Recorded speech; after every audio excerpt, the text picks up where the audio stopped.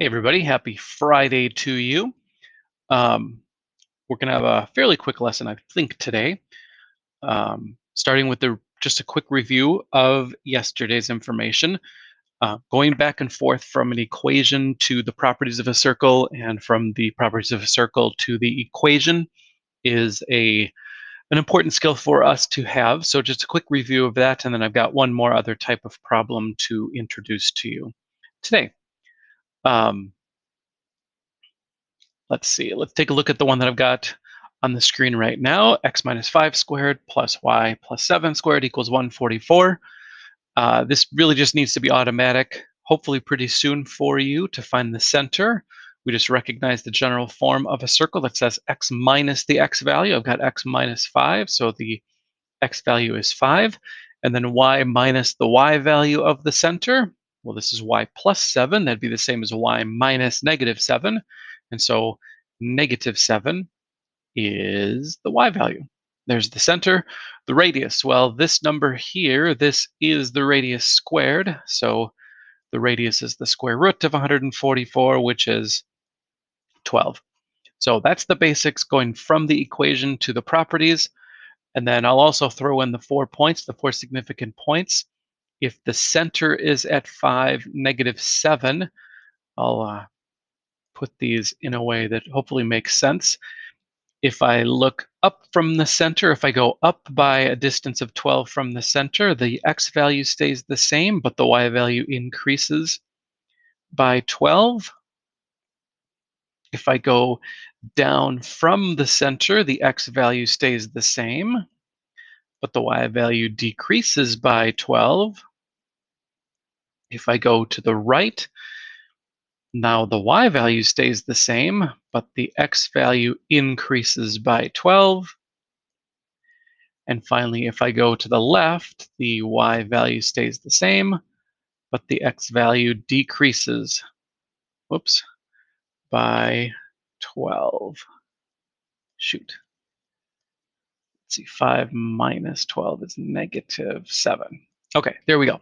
So center, radius, 4 significant points. Of course, these are not the only points on the circle, but these are the 4 easiest ones to find because they go straight up, down, left, and to the right.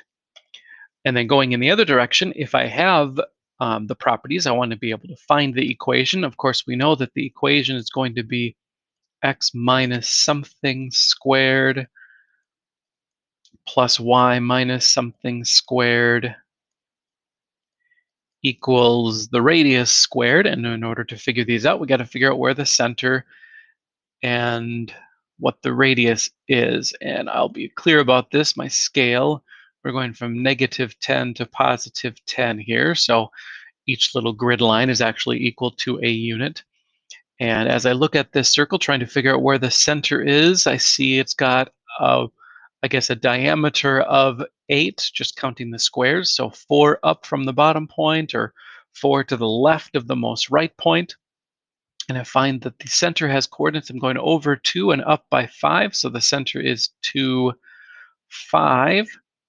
And then, as I said already, just counting squares, I saw that the diameter was 8, which means the radius is 4. And then we are ready to write down the equation. I've got x minus the x coordinate of the center. I've got y minus the y coordinate of the center equals the radius squared. And so x minus 2 squared plus y minus 5 squared equals 4 squared, which is 16. So there we go. That's the equation for the circle that I've got drawn here.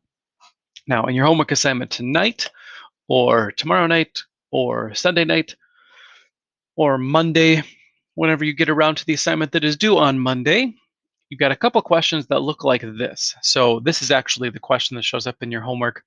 And I just want to make sure we're clear how this works. And actually, I've got a YouTube link here if you want to go and check it out. But it's just a video of a semi truck that is ignoring the height restrictions and ends up shaving off the top of its. I'm struggling to come up with the cargo area, or the, I don't know, the box on the back of the truck.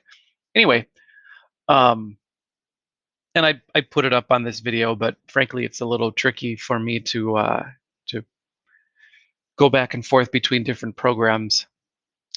But sorry, lame excuse. But anyway, the idea here is that we've got this bridge, and it's a semicircular bridge, which really you don't see a whole lot of those. But the truck is going through the center of it, so the tires are down here. We are looking at it from behind, and the tunnel has a radius of 13. So the question is, if it's 6 feet tall and 12 feet wide, is it going to run into the side of the tunnel that it's passing through? So I'm not going to do this problem exactly, but we'll take a look at a problem that is very similar to this, just a little bit different dimensions. In this case, I've got a truck that is 8 feet wide and 10 feet tall, and I'm approaching a tunnel that has a radius of 11 feet. Now I've got, for part A, the circle equation. What equation is there for a circle with the radius of 11 feet and a center question mark? And so for problems like this one, and this is an idea that's going to be a big idea in calculus, we're going to try to come up with an orientation for this circle that makes things as easy as possible.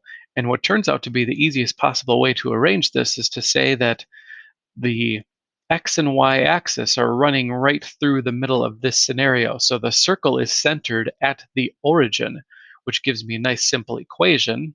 Actually, I am going to pull up this tool and say X squared plus Y squared equals the radius squared. And if the radius is 11, that's 121. And so this is a nice simple equation because my center is the origin. I've got X minus 0, I've got Y minus 0. And so the equation of this part of the circle is just X squared plus Y squared equals 121. Of course, there's the bottom half of it that's underground, but I'm not too worried about that. And so as my truck is approaching this tunnel, this truck is 8 feet wide. So this distance is 8 feet.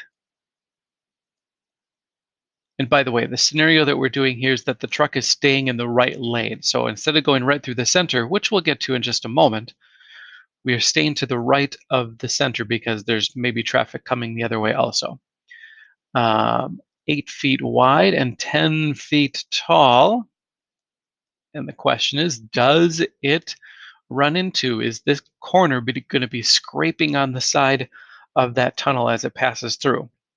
Well, the advantage to putting this at the origin is that this point is 0, 0, and then the point that's the farthest away from the origin, we can figure out the coordinates. The x coordinate, the horizontal distance, is 8. The vertical, the y coordinate, is 10. And so really, I'm just plugging in those values. 8 squared plus 10 squared. Now that's not going to be equal to 121, or I guess it could be. If it's equal, that would mean that it would be right on that, I guess, scraping along the tunnel as it goes through. In this case, it's not going to be equal to 8 squared plus 10 squared is 164, which means we are at a distance that is farther away than 11. We are at a distance of almost 13. So in this scenario, this is going to be trouble. Our truck is too big or the tunnel is too small, and we are going to be scraping off part of the tunnel or ruining our truck. And so if that is too much, what happens if we change our strategy and instead of going on the right side of the road, what if we go right down the middle of the road? Same dimensions, our truck is still 10 feet tall. Our truck is still 8 feet wide. So it doesn't seem like this should change too much. But if I'm in the middle of the road, that means my x coordinate, instead of going over all the way by 8, I'm only going over by 4. I'm only half of it. Half of it is on the left side and half is on the right side. And so I've got the same circle equation. In fact, I'm just going to copy that and paste it onto my next slide. And so same equation, but now I'm going to plug in my x value is only 4. 4 squared plus 10 squared. And 4 squared plus 10 squared, 16 plus 100 is only 116. And so because this 116 is less than 121, the distance away from this point is less than the distance to the circle. We'll have to drive carefully because it's not a huge difference, but I do have just a little tiny bit of clearance, and I will make it through, hopefully unscathed, as long as I stay right in the center. So that's the idea on those types of problems. And that's it. That's the only other new types of problems that I want to look at today. We're going to see just a couple other loose ends to tie up for circles on Monday, and then we'll move on later next week to ellipses, and I believe we'll get to hyperbolas on Friday, but that remains for next week. That's all I got for you guys today. Test scores, by the time you're watching this video, the test scores should definitely be up, so hopefully that went well. If it did not go well as you thought it was going to do, certainly get in touch with me. But we will continue on, and if you have other questions or comments, please get in touch with me. Otherwise, we'll talk to you later. Bye-bye.